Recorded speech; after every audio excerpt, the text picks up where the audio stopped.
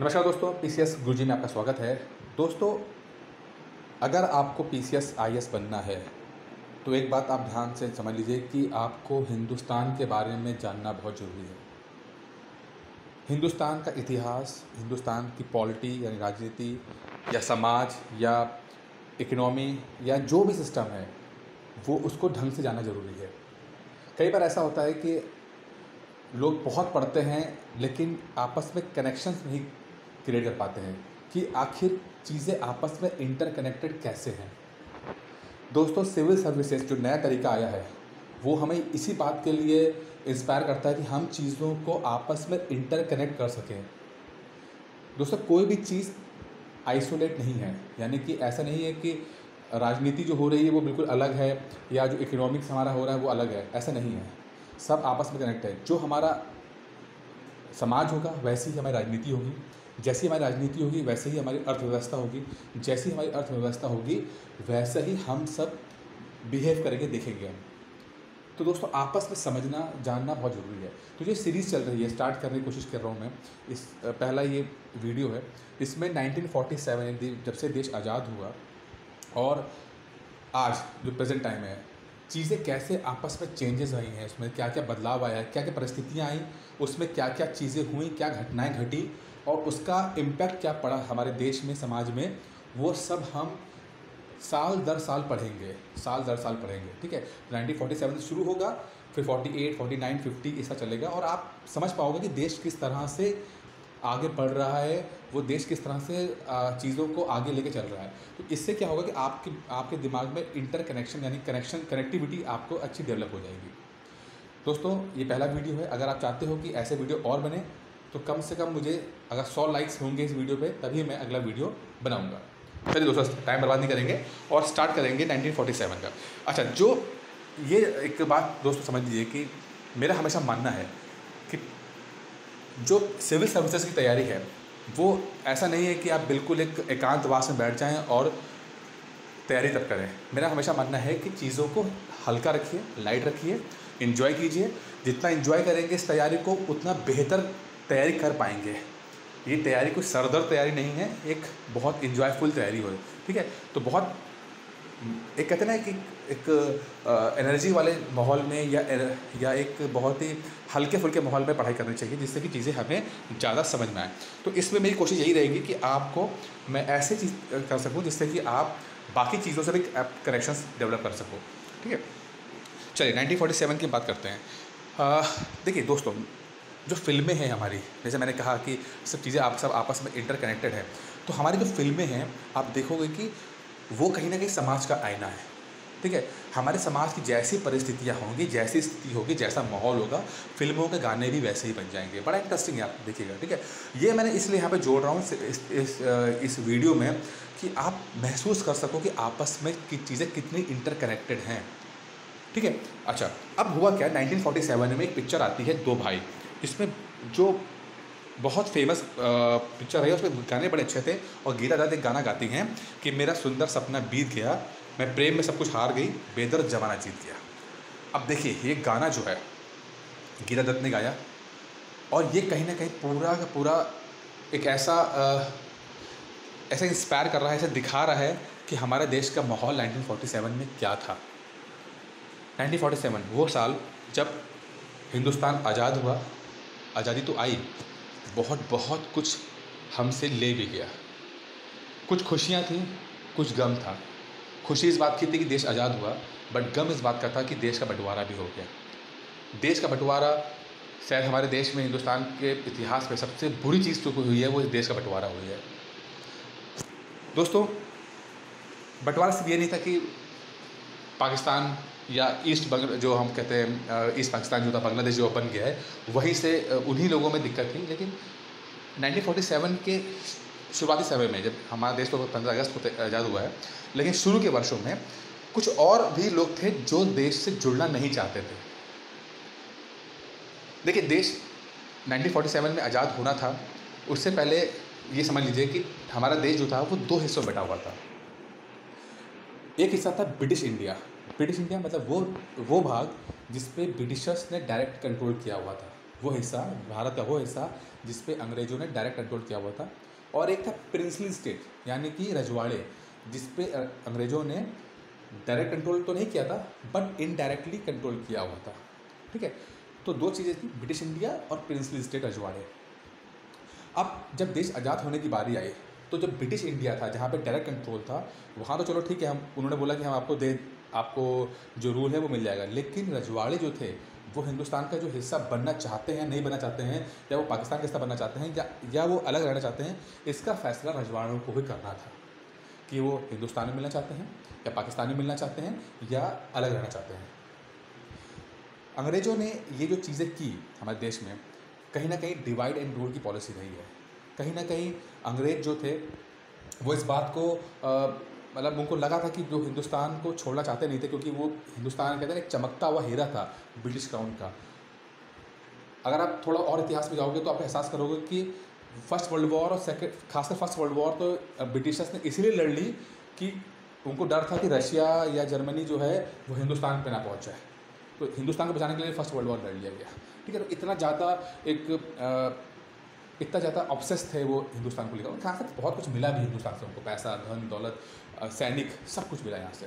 ठीक है, अच्छा खैर, जब बात यहाँ पर ये आई कि अब रजवाड़ों को फैसला करना है कि वो हिंदुस्तान में मिलना है या पाकिस्तान में मिलना है या वो इंडिपेंडेंट रहेंगे, तो बहुत खलबली मच गई। बहुत सारे रजवाड़े ऐसे थे जिन्होंने हिंदुस्तान को चूज़ कर लिया, को बहुत सारे रजवाड़े ऐसे थे जिन्होंने पाकिस्तान को चूज़ कर लिया, बट लगभग 5 रजवाड़े ऐसे थे जिन्होंने कहा कि हम इंडिपेंडेंट रहेंगे, हम ना हिंदुस्तान में मिलेंगे ना पाकिस्तान में मिलेंगे, हम अपना इंडिपेंडेंट रहेंगे। 3 की बात आज हम करेंगे और बाकी 2 की बातें हम अगले वीडियो में करेंगे। पहला रजवाड़ा जिसने कहा था कि हम इंडिपेंडेंट रहेंगे वो था ट्रैवनकोर। ट्रैवनकोर यानी कि आज का केरल। ट्रैवनकोर में जो राजकोट, वहाँ पे एक दीवान साहब थे, जैसा फ़ोटो देख रहे हैं, सी रामास्वामी साहब। इन्होंने कहा कि भाई ट्रैवनकोर तो जो है वो इंडिपेंडेंट रहेगा, क्योंकि हमारे पास ऐसा कोई कारण नहीं है कि हम हिंदुस्तान में मिलें। हमारे पास अपना एक तट है, यानी कोस्टल इलाका है, जिससे कि हम अपना व्यापार कर सकते हैं। और उन्हें ये भी कहा कि इतिहास में भी जो ट्रैवनकोर के राजा रहे थे तो वो लोग भी व्यापार करते रहते थे, देश विदेश में व्यापार होता रहता था, तो कोई दिक्कत नहीं थी। उनके पास क्या कोस्ट है, साथ में एक मोनोजाइट, यानी कि मोनोजाइट एक ऐसा पदार्थ है जो केरल में बहुत मिलता है, जो कि न्यूक्लियर पावर जनरेट करने में बहुत हेल्पफुल होता है। अच्छा, ट्रैवनकोर को बहुत ज़्यादा हेल्प भी की ब्रिटिशर्स ने, यूके के। उनको लगा कि ट्रैवनकोर के पास जो मोनोजाइट है उसके माध्यम से हम न्यूक्लियर पावर बना सकते हैं और हमें कभी दिक्कत नहीं आएगी अगर ट्रैवनकोर इंडिपेंडेंट रहेगा और उसको कॉमनवेल्थ में मिला लेंगे। ठीक है, और पूरा हमारा संबंध अच्छे रहेंगे तो हम न्यूक्लियर पावर बहुत अच्छे जनरेट कर पाएंगे। पूरी तरह से ट्रैवनकोर ने आपने कहा था कि हम इंडिपेंडेंट रहेंगे, बट जो वहाँ के लोग थे वो दीवान साहब की तरह नहीं सोचते। तो उन्होंने कहा कि नहीं दीवान साहब, हमें हिंदुस्तान में मिलना चाहिए, हम इंडिपेंडेंट नहीं रहना चाहिए हमें। लेकिन जो दीवान साहब ने, उन्होंने बहुत जिद की, तो अंततः लगभग 18 जुलाई के आसपास, 18 जुलाई 1945 के आसपास, 47 के आसपास, दीवान साहब के कार के ऊपर एक जानलेवा हमला होता है। एक बहुत ही खतरनाक हमला होता है जिसमें दीवान साहब बस मरते मरते बच जाते हैं। बट वो जो हमला होता है उससे दीवान साहब का जो होता है ना, बिल्कुल सिस्टम ही हिल जाता है। दीवान साहब घबरा जाते हैं और अंत में वो समझ जाते हैं कि जो पब्लिक है उनका जो पूरा इंटेंशन वो है कि ट्रैवनकोर को हिंदुस्तान में मिलाया जाए, और अंत में जुलाई के अंत तक आते आते ट्रैवनकोर को हिंदुस्तान में मिला दिया जाता है। तो इस तरह से ट्रैवनकोर की जो समस्या बहुत बड़ी दिख रही थी, अंततः एक छोटे से हमले के बाद वो सुलझ जाती है। तो इंडिया यहाँ पर बहुत ज़्यादा परेशान नहीं होती है। तो ट्रैवनकोर पहला राज्य था जो जल्दी मिल भी गया। अच्छा, अब दूसरा आ जाता है जोधपुर। जोधपुर की कहानी ऐसी है कि महाराजा हनुमंत सिंह जो थे वो जोधपुर के राजा हैं। अब राजा थे तो जोधपुर का, अगर आप मैप पे देखेंगे तो आज का जोधपुर थोड़ा सा जो है वो थोड़ा अलग है, लेकिन जो पुराना जोधपुर रजवाड़ा था वो थोड़ा ज़्यादा एरिया में फैला हुआ था। उसकी सीमा पाकिस्तान से भी मिलती थी, हिंदुस्तान से भी मिलती थी। ठीक, हिंदुस्तान में था ही, पाकिस्तान से सीमा मिलती थी। तो जोधपुर के राजा के ऊपर बहुत सारे कहते हैं कि एक लालच दी गई जिन्ना साहब द्वारा कि भैया आप अगर मिल जाएंगे तो हम आपको स्पेशल अटेंशन देंगे, हम आपको स्पेशल एक तरीका देंगे, और आपको जो जोधपुर का जो जगह है उसको हम रेलवे लिंक से कनेक्ट करते हुए हम समुद्र से जोड़ देंगे। मतलब एक ऐसी रेलवे लाइन कनेक्ट की जाएगी जो समुद्र के तट से होते हुए जोधपुर जाएगी, और इससे जोधपुर की जो इकोनॉमी है वो ज़्यादा बूस्टअप हो जाएगी। ये लालच दी गई जोधपुर के राजा महाराजा हनुमंत सिंह को। हनुमंत सिंह थोड़ा सोच रहे थे कि यार ये तो ठीक लग रहा है कि अगर रेलवे लिंक मिल जाएगी और एक तट मिल जाएगा तो इससे तो बहुत अच्छा हो जाएगा। जैसे ही सरदार वल्लभ भाई पटेल को पता लगा कि हनुमंत सिंह ऐसा सोच रहे हैं, तो तुरंत उन्होंने अपनी कार्रवाई शुरू की और हनुमंत सिंह को बुलाया और कहा कि देखो, जो आप सोच रहे हो वहाँ मत जाओ, क्योंकि जो पाकिस्तान है वो एक मुस्लिम राज्य बन रहा है। क्योंकि उन्होंने यही था कि हिंदू मुसलमान साथ नहीं रह सकते, तो इसी सोच बन रहा था, और अगर आप हिंदू राज्य वहाँ जाएगा तो बहुत दिक्कत आएगी। ऐसा सरदार वल्लभ भाई पटेल से समझाया। साथ में ये भी कहा कि जो आपकी बात है कि एक रेलवे लिंक होना चाहिए जोधपुर को हम समुद्र से कनेक्ट करने के लिए, तो वो चीज़ हम भी कर सकते हैं। हम भी एक रेलवे लिंक आपको दे सकते हैं, रेलवे का कनेक्टिविटी आपको मिल जाएगी, जिससे कि जोधपुर को कोई समझ से जोधपुर और डेवलप करेगा। महाराजा हनुमंत सिंह इस बात पर राजी हो जाते हैं और अंत में जोधपुर, जो पहले पाकिस्तान जाने की सोच रहा था, अंततः हिंदुस्तान में मिल जाता है। तो ये समस्या भी सुलझ जाती है। तीसरा राज्य जिसने कहा था कि हम हिंदुस्तान में नहीं मिलेंगे, पाकिस्तान में मिलेंगे, वो था भोपाल। भोपाल के जो नवाब थे उस समय, नवाब हामिदुल्लाह खान, वो जिन्ना साहब के बहुत ही खास थे और जिन्ना को बहुत पसंद करते थे, ठीक है। लेकिन हमीदुल्लाह साहब ने बहुत कोशिश की किसी तरह से पाकिस्तान में मिल जाए, लेकिन जिस तरह की ज्योग्राफी थी भोपाल की, वो हमीदुल्लाह को बहुत सपोर्ट नहीं करती थी, क्योंकि ऐसा किसी भी तरह से नहीं बन पा रहा था कि भोपाल की जो रेखाएं हैं या सीमा है वो किसी तरह पाकिस्तान में कनेक्ट कर जाए। तो हमीदुल्लाह को अंततः बहुत कहते हैं मन मार के हिंदुस्तान में मिलना ही पड़ा।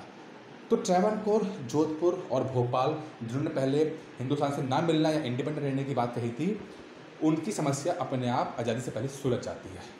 कुछ प्रॉब्लम थी लेकिन सुलझ जाती है। लेकिन कुछ और राज्य जैसे कश्मीर, हैदराबाद और जूनागढ़, ये जो राज्य थे, इनने ज़्यादा प्रॉब्लम क्रिएट की और इनको बाद में हम अगले वाले वीडियो में देखेंगे जब 1948 में कि किस तरह से इनकी समस्या सॉल्व की गई है। 47 तक ये सब तीनों राज्य जो थोड़ा प्रॉब्लम क्रिएट कर रहे थे, अंततः हिंदुस्तान में मिल जाते हैं। चलिए, अब जैसे मैंने कहा कि कहीं खुशी कहीं गम 1947 तक हो रहा था, देश आज़ाद भी हो रहा है, बट प्रॉब्लम्स भी सामने आ रही हैं। तो उसको करते करते आप याद कीजिए कि 1947 में, देखिए, कुछ लोग बोलते हैं कि कांग्रेस ने बहुत जल्दी इस बात को मान लिया, एक्सेप्ट कर लिया कि पार्टीशन होना चाहिए। बट अगर आप 1947 के आसपास का सिनेरियो देखते हैं तो देखिए कि उस समय जो कम्युनल राइट है बहुत ज़्यादा फैल गया था, कम्युनल टेंशन बहुत ज़्यादा फैल गई थी, सांप्रदायिक तनाव बहुत ज़्यादा था, हिंदू मुसलमान के बीच में लड़ाई बेनतियाँ हो रही थी, और ऐसा हो रहा था कि देश में मतलब कि एक बिल्कुल विस्फोट की स्थिति में था। जब 1947 में देश आज़ाद होने की बात आई तो बंटवारा था, देखिए, पंजाब से तरह से हो रहा था और एक हो रहा था बंगाल की तरफ से। तो वहाँ पर काफ़ी दंगे थे, एक पंजाब में बहुत दंगे हो रहे थे और आपके बंगाल में बहुत दंगे, बंगाल में नौखोली इलाका था, वहाँ दंगे हो रहे थे। अंग्रेज़ों ने कहा कि देखिए, हमारे पास जो सैनिक हैं, जितने सैनिक हमारे पास हैं, उससे हम सिर्फ एक ही जगह को हम बचा सकते हैं, या तो हम पंजाब को बचा सकते हैं या तो हम बंगाल को जलने से बचा सकते हैं। हम दोनों जगह पे सपोर्ट नहीं कर पाएंगे, हम दोनों जगह पर हमारी आर्मी नहीं कर सकती है। उस समय गांधी, जो कि बहुत हताश थे इस बात को लेकर कि बंटवारा हो रहा है, गांधी खान अब्दुल गफ्फार खान के साथ मिलकर ये फैसला लेते हैं कि वो बंगाल जाएंगे और बंगाल में नौखली जो इलाका था, जहाँ पर भयंकर तरीके से एक दंगे हो रहे थे हिंदू मुसलमान के बीच में, कहते तो वहाँ जाकर माहौल को शांत करने की कोशिश करेंगे। उन्होंने कहा कि मैं बंगाल जा रहा हूँ और आप पंजाब जाएँ, पंजाब में वहाँ बचाएँ।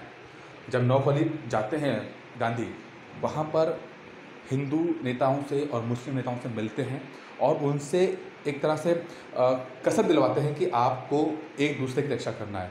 हिंदू नेताओं से बोलते हैं कि आपको मुसलमानों की रक्षा करनी है, और मुस्लिम नेताओं से एक वचन लेते हैं कि आपको हिंदू लोगों की रक्षा करनी है। गांधी का इतना प्रभाव रहा कि नौखौली में गांधी के पहुंचने के बाद एक बार भी दंगे नहीं हुए। वहीं उसके उलट पंजाब में लगभग 10 लाख लोग मारे गए। ब्रिटेन की पूरी फौज, मतलब जो हिंदुस्तान में थी, पूरी फौज, पुलिस, सब मिलाकर भी 10 लाख लोगों को मरने से बचा नहीं पाई। लेकिन वहीं एक गांधी ने अकेले नौखौली में जाकर एक भी व्यक्ति को दंगे में मरने नहीं दिया। ये प्रभाव है गांधी का, ये प्रभाव था गांधी का। इसका साथ में खान अब्दुल अब्दुल गफ़ार खान भी थे। इन दोनों ने मिलकर सिचुएशन को बहुत कंट्रोल किया, माहौल को बहुत किया, एक दूसरे के बीच में कॉन्फिडेंस बिल्डिंग की, जिससे कि माहौल शांत हो पाया। खैर, जब इसी बीच में अगर 1947 की बात करते हैं तो अगर फिल्मों से हम करते हैं, क्योंकि मैंने जैसे कहा कि ये सीरीज़ है वो आपस में इंटरकनेक्ट कर रहा है। थोड़ा सा होगा, आपको लगेगा कि यार ये पढ़ाई से अलग बाहर जा रहा है, लेकिन मुझे लगता है कि पढ़ाई का मतलब है पीछे पढ़ के होलिस्टिक पढ़ाई, ना कि एक पार्ट्स में पढ़ाई। हम हर चीज़ पढ़ेंगे, हम समाज का आईना देखेंगे, हम इतिहास भी पढ़ेंगे, हम फिल्में भी देखेंगे, जैसे हर चीज़ देखेंगे, जिससे कि आपको पढ़ाई में और मजा आ सके। ठीक है। इसी बीच में के.एल. सेंगल 1947 में उनकी डेथ हो जाती है, बहुत यंग एज में उनकी डेथ होती है। के.एल. सेंगल पहले हिंदुस्तान के सुपरस्टार थे, तो उनकी डेथ होती है। साथ में उसी बीच में दो लोगों का राइज़ होता है, एक है मोहम्मद रफ़ी का और एक है गीता दत्त का। ठीक है। नूर जहाँ, जो कि बहुत फेमस सिंगर थी, वो फैसला करती हैं कि वो पाकिस्तान जाएंगी। पाकिस्तान में जाने के बाद गीता दत्त को एक ज़्यादा मौके मिल जाते हैं और वो उनका राइज़ हो जाता है गीता दत्त का। साथ में मोहम्मद रफ़ी भी अपना कैरियर शुरू करते हैं। तो दो महान लोग अपना कैरियर 1947 के इतने ज़्यादा जो माहौल है उस बीच में शुरू कर रहे होते हैं। चलिए, अब बात आती है माउंटबेटन की। 1947 में माउंटबेटन, देखिए, कैबिनेट मिशन प्लान फेल हो चुका होता है। कैबिनेट मिशन प्लान के फेल होने के बाद माउंटबेटन को भेजा जाता है थोड़ा ज़्यादा पावर के साथ कि भैया ये जो देश है हिंदुस्तान का, मसला सॉल्व करो। उनको थोड़ी पावर दी जाती है। माउंटबेटन देश को आज़ाद कराने के लिए, देश की आज़ादी का मतलब एक तरह से जो भी पार्टीशन है या जो इंडिपेंडेंस है उसके जितने भी प्रोसेस है उसको कंप्लीट करने के लिए थोड़ा सा ज़्यादा एक्टिविटी करते हैं। ब्रिटिशर्स ने ये बोला होता है कि हम किसी भी तरह से 1948 से पहले हम देश को आज़ाद कर देंगे, लेकिन माउंटबेटन ये एक फैसला करते हैं कि देश, हिंदुस्तान की आज़ादी जो होगी वो 15 अगस्त 1947 को होगी। अच्छा, ये डेट लगभग एक साल पहले था, प्रीपोन्ड था। 1948 में आज़ाद होना था देश को, लेकिन 1947 में प्रीपोन्ड हो जाता है, पहले कर दिया जाता है। अब माउंटबेटन ने 15 अगस्त 1947 ही क्यों चुना इस देश को आज़ाद करने के लिए, ये जानना बहुत ज़रूरी है। देखिए, माउंटबेटन या ब्रिटिशर्स किसी भी तरह से हिंदुस्तान को छोड़ के जाना चाहते थे, क्योंकि इस तरह से स्थिति नहीं थी हिंदुस्तान की कि बहुत ज़्यादा देर तक इंडिया में रह सकते। तो एक स्थिति बन गई थी, सेकेंड वर्ल्ड वॉर ख़त्म हो चुका था और ऐसी स्थिति बन चुकी थी कि ब्रिटिशर्स को लग गया था कि अब वो इस देश को कंट्रोल नहीं कर पाएंगे और किसी भी तरह से एक देश को छोड़ के जाना चाहते थे। बट वो इस तरह से नहीं जाना चाहते थे कि बिल्कुल वो हाथ पैर छोड़ के और बोरिया बिस्तर बंद करके चले गए। वो चाहते थे कि एक थोड़ा सा सिस्टमेटिक तरीके से जाएँ, जिससे कि यहाँ पर गृह युद्ध ना हो जाए, जैसा कि अफ्रीका में हुआ। अफ्रीका में जब फ्रांसीसी या ब्रिटिशर्स गए हैं छोड़ के जो कंट्रीज़ को, बिना किसी सॉल्यूशन के, बिना किसी उसमें बिना किसी पावर को ट्रांसफ़र किए, तो वहाँ पर दंगे हो गए थे, वहाँ पर गृह युद्ध बहुत दिनों तक रहे वहाँ पर। ठीक है। वो चाहते नहीं थे कि हिंदुस्तान में ऐसा हो, क्योंकि ऐसा हो जाएगा तो बहुत फिर ब्रिटेन की जो है बहुत ज़्यादा फजीयत हो जाएगी। तो अब इसी चीज़ को करने के लिए उन्होंने कहा कि एक सिस्टम तैयार किया जाए जिससे कि थोड़ा सा एक डिग्निफाइड तरीके से वो यहाँ से जा सके। तो 15 अगस्त को माउंटबेटन बोलते हैं कि देश आज़ाद होगा। ठीक है। और ये लगभग समझ लीजिए कि 2-3 महीने पहले ही था जब ये अनाउंसमेंट किया, तो उसके 2-3 महीने के बाद ही देश आज़ाद होना था। अब इतना बड़ा देश जहाँ पर पार्टीशन भी होना है, पाकिस्तान और हिंदुस्तान बनना है, ठीक है, इस देश को बंटवारा करना है और उसके लिए इतना कम समय, ये सबसे बड़ी गलती माउंटबेटन की रही है। ठीक है। अब कई लोग बोलते हैं कि 15 अगस्त को देश आज़ाद क्यों हुआ। तो देखिए दोस्तों, 15 अगस्त को देश आज़ाद हुआ है वो इसलिए आज़ाद हुआ क्योंकि माउंटबेटन की जो तारीख है 15 अगस्त की तारीख थी, ये दूसरी एनिवर्सरी थी जापान की सरेंडर करने की। आप ये फ़ोटो देख रहे हैं, सिंगापुर में 1945 में जापान ने 15 अगस्त 1945 को जापान ने सरेंडर किया था। ठीक है। और माउंटबेटन ने इस पर बहुत ही इंपॉर्टेंट रोल प्ले किया था।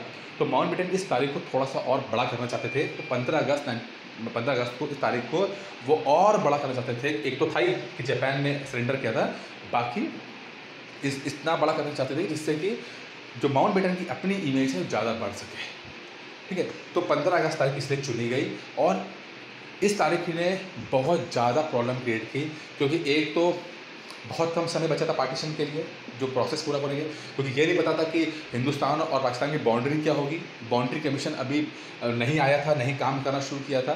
ठीक है। दूसरी बात है, लोगों को पता नहीं था कि बाउंड्री पाकिस्तान का हिस्सा क्या रहेगा, हिंदुस्तान का हिस्सा क्या रहेगा। और एक अगर एस्ट्रोलॉजिकल पॉइंट ऑफ व्यू से बात करें तो बहुत सारे हिंदू एस्ट्रोलॉजर ने कहा था कि जो 15 अगस्त की तारीख है वो शुभ दिन नहीं है, शुभ तारीख नहीं है और एक सही मुहूर्त नहीं है इस देश, किसी नए देश को बनने के लिए। ठीक है, तो ये बड़ी समस्याएं रहीं इस समय, और लेकिन माउंटबेटन अपनी जिद पे अड़े रहे और तारीख पोस्टपोन नहीं की, और किसी भी तरह से 15 अगस्त को उन्होंने कहा था कि किसी तरह से चीज़ें हो जाएँ।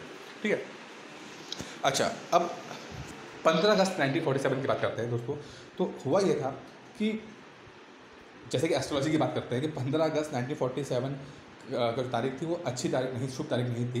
तो ऐसा किया गया कि ये फोर्स है कि हम 15 अगस्त की रात को जाके हम 12 बजे के बाद जाके देश को आज़ाद करने की कोशिश करेंगे। ठीक है, 15 अगस्त के बाद रात को जाके, इसीलिए 15 अगस्त के रात को जाके, रात में जाके 12 बजे के बाद जाके देश को आज़ाद करने की घोषणा की जाती है। और नेहरू अपना जो फेमस जो भाषण है, स्पीच है, the twist with the destiny, वो देते हैं। ठीक है, अच्छा, अब एक चीज़ और थी कि चूँकि पाकिस्तान भी आज़ाद हो रहा था देश में, तो माउंटबेटन के साथ बड़ी समस्या थी कि वो क्या करें कि पाकिस्तान के वो प्रोग्राम में जाए कि हिंदुस्तान के प्रोग्राम में जाए। तो पहले तो पाकिस्तान का 14 अगस्त को पाकिस्तान का प्रोग्राम बनाया गया। 14 तारीख को कराची पे जाते हैं, वहाँ पर जाके पाकिस्तान की जो सेरेमनी होती है वहाँ पे अटेंड करते हैं, और तुरंत भागते हुए फिर दिल्ली आते हैं, और यहाँ पर 15 अगस्त को फिर इंडिया में जाके वो सेरेमनी अटेंड करते हैं। बहुत सालों तक पाकिस्तान 15 अगस्त को ही अपना देश, आज़ादी का दिवस मानता था, लेकिन बाद में जाके उसने 14 अगस्त कर लिया, क्योंकि वो चाहता था कि पाकिस्तान ब्रिटेन से अलग हुआ हो, ना कि हिंदुस्तान इंडिपेंडेंट हिंदुस्तान से अलग हुआ हो। मतलब अगर 14 अगस्त को करेगा, अपने आप आज़ादी की घोषणा करेगा, तो इसका मतलब होता है कि उसने ब्रिटेन से अपनी आज़ादी ली है, ब्रिटिश कॉलोनी से अपनी आज़ादी ली है। और अगर 15 अगस्त को मनाता है तो फिर एक इंडिपेंडेंट इंडिया से उसने अपनी आज़ादी ली है। तो अपनी हिस्ट्री को थोड़ा मॉडिफाई करने के लिए पाकिस्तान ने 14 अगस्त को अपना इंडिपेंडेंस डे यानी यौम आज़ादी मनाते हैं, मनाने की कोशिश करते हैं। ठीक है, अच्छा, अब बात करते हैं जो समस्या बड़ी आई थी, वो थी कि जो बाउंड्री थी, बाउंड्री कमीशन, वो बहुत समस्या कर गया।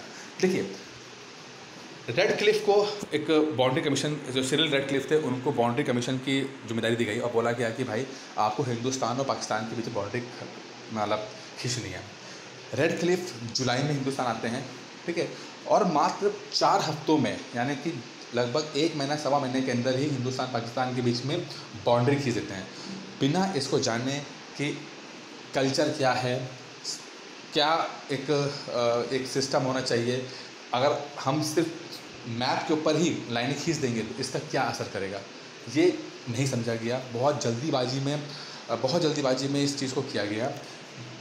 रेड क्लिफ के पास कहा जाता है कि 15 अगस्त तक तो नक्शे ही नहीं थे। ऐसा जो किताब है द फ्रीडम एट मिडनाइट में ये बोला गया है कि रेड क्लिफ के पास नक्शे ही नहीं थे। तो 15 अगस्त के बाद जाके बाउंड्री डिक्लेयर की गई, और इस चीज़ ने बहुत ज़्यादा दंगे किए, क्योंकि जब ये लोगों को ये नहीं पता था कि उनका इलाका कौन सा होगा, वो हिंदुस्तान में होंगे, पाकिस्तान में होंगे, तो लोगों के बीच पैनिक था, लोग परेशान हो रहे थे, और इस चक्कर में दंगे फैल गए, और इसमें हज़ारों लाखों लोग, लगभग 10 लाख लोग मरे इसमें अंदर। ठीक है, तो ये सबसे बड़ा ब्लंडर या जेनोसाइड कह सकते हैं जो ब्रिटिश ने किया था। ठीक है, खैर, जो नक्शा बनाया गया, नक्शा लाते हैं तो नक्शे के ऊपर जो बेस बनाया गया वो थाने के बेस बनाया गया कि थाने जो थाना हमारे देश में था ना, उस एक थाने को दूसरे थाने से कनेक्ट करते हुए एक बाउंड्री बनाई गई, बिना समझे कि इस किसी भी जगह का हिस्ट्री क्या है या ज्योग्राफी क्या है, और बस लाइनें खींच दी गई हैं। इसी कारण से बहुत ज़्यादा समस्या रही है इसके अंदर। ठीक है, अच्छा, जैसे मैंने कहा कि जो कि लोगों को पता नहीं था कि कौन सा भाग हिंदुस्तान में है, कौन सा भाग पाकिस्तान में जाएगा, इस कारण से लोग माइग्रेट कर रहे थे, भाग रहे थे, दौड़ रहे थे, और यही जो माहौल था इसने बहुत ज़्यादा पैनिक क्रिएट किया, और बहुत ज़्यादा लोग परेशान हुए, मरे, रेप हुआ, लूट खसूट हुई, ज़िंदगी बर्बाद हुई इसके अंदर। अच्छा, अब बात आती है कि जिन्ना के बारे में। देखिए, जिन्ना 14 अगस्त को, जैसे मैंने पहले कहा कि पाकिस्तान ने अपना यौम आज़ादी बनाया, ठीक है, और जिन्ना जो है पहले वहाँ के कैद आजम उनका नाम था, ये गांधी ने दिया था। लेकिन एक बात की जाती है कि जिन्ना को, एक थ्योरी है कि जिन्ना को जो है एक टीबी की बीमारी हो गई थी, ट्यूबरक्लोसिस की बीमारी थी, और पाकिस्तान के बनने के विदिन 6 मंथ्स जिन्ना की डेथ हो जाती है। जिन्ना को टीबी था, ये बात जिन्ना को पता थी, जिन्ना की बहन को पता थी, और मुंबई में एक डॉक्टर थे, उनको पता थे। सिर्फ 3 लोगों को पता था कि जिन्ना को एक बहुत ही खतरनाक टीबी की बीमारी है और जिन्ना बहुत दिनों तक बचेंगे नहीं। ऐसे कयास लगाए जाते हैं कि अगर कांग्रेस के को ये पता होता, गांधी को या नेहरू को पता होता कि जिन्ना कोई बीमारी है, तो बहुत संभव है कांग्रेस जो ये बंटवारा है इसको पोस्टपोन कर देती और जिन्ना के मरने का इंतजार करते कि जिन्ना के मरने के बाद, चूँकि मुस्लिम लीग में कोई भी ऐसा नेता नहीं था जो जिन्ना के बराबर हो, तो जो मुस्लिम लीग की डिमांड थी 2 स्टेट्स की पाकिस्तान बनाने की, शायद वो ख़त्म हो जाती। तो ऐसे कयास लगाए जाते हैं, लेकिन ये थ्योरी है कि जिन्ना को टीबी थी और टीबी की बात उन्होंने छुपा के रखी, और अगर ये पता लगता तो शायद नतीजा कुछ और भी हो सकता था। हो सकता है कि ज़्यादा मारकाट मस्ती, या हो सकता है कि जो हुआ है वो होते हुए ही चीज़ होती है। ठीक है, तो ये कंट्रोवर्शियल एक चीज़ है इसके अंदर। बाकी दोस्तों, ये 1947 में जो घटनाएं, मेन घटनाएं थी, मैंने आपको बता दी हैं। और आप देख रहे हो देश आज़ाद हुआ है, समस्याएं हैं, बाउंड्री की समस्या है, प्रिंसली स्टेट्स की समस्या है, सब कुछ समस्याएं हैं। और धीरे धीरे अब देश अब यहाँ से टेक ऑफ करने की कोशिश करेगा। और अगले 2-3 साल बहुत इंपॉर्टेंट होंगे, 1948, 49, 50, जब हमारा देश का संविधान बनेगा, जब हमारे देश में कुछ चीज़ें और इम्प्लीमेंट जाएंगी। तो अगले वीडियोस बहुत ध्यान सुनिएगा, क्योंकि वो वीडियो आपको और आपकी समझ को, आप जो चाहे पॉलिटी हो, चाहे आपकी राजनीति का समझ है, वो थोड़ा सा और बेहतर करने की कोशिश करेगा। तो जो गीता ने कहा था कि मेरा सुंदर सपना बीत गया, मैं प्रेम में सब कुछ हार के बेहतर ज़माना जीत गया, तो कहीं ना कहीं ये बात सच थी। 1947 में जो बेहतर ज़माना था वो हमारे हिंदू मुसलमान के बीच में जो सौहार्द रहा सदियों से, उसके ऊपर उसने जीत ली, और जो तबाही मचाई, लगभग 10 लाख लोग इसमें मरे। ये तो सरकारी आंकड़ा है, पता नहीं कितने लोग मरे होंगे। दोस्तों, ख़त्म करने से पहले एक चीज़ बता दूँ कि एक 6 मंथ्स का हम NCERT कोर्स UPPCS 2021 के लिए स्टार्ट कर रहे हैं। अगर आप इसी तरह से पढ़ना चाहते हैं, थोड़ा एंजॉय करके पढ़ना चाहते हैं, थोड़ा सा मज़े लेकर पढ़ना चाहते हैं, तो आप UPPCS की तैयारी कर सकते हैं। एक NCERT कोर्स रहेगा, 6 महीने का कोर्स है, जिसमें अंदर आपको वीडियोस मिलेंगे, PDF मिलेंगे, टेस्ट मिलेंगे, और आपको वीडियो कॉन्फ्रेंसिंग टेस्ट मिलेंगे। यानी कि आपको हफ्ते में 3 दिन मतलब वीडियो कॉन्फ्रेंस के माध्यम से लाइव डिस्कशन किया जाएगा। वो डिस्कशन क्या होगा, आपके फंडामेंटल को जो पॉइंट ऑफ व्यू है उसको और मजबूत करेगा। बहुत इंटरेस्टिंग है, 6 महीने का NCERT है। बल्कि ये जो कोर्स है, इसके बाद आप लगभग 80% का सिलेबस खत्म कर ले जाओगे। बस वो भाग जो करंट अफेयर्स या NCERT में नहीं है, बस आपको एक्स्ट्रा पढ़ना रह जाएगा, बाकी सब कुछ आप खत्म कर ले जाओगे। इसकी जो फीस है वो मात्र 2,999 रुपये है, एक ही बार पे करनी है आपको। और आप इंटरेस्टेड है तो 8317040152 को कॉल कर सकते हैं। दोस्तों, इस वीडियो में इतना ही था। धन्यवाद।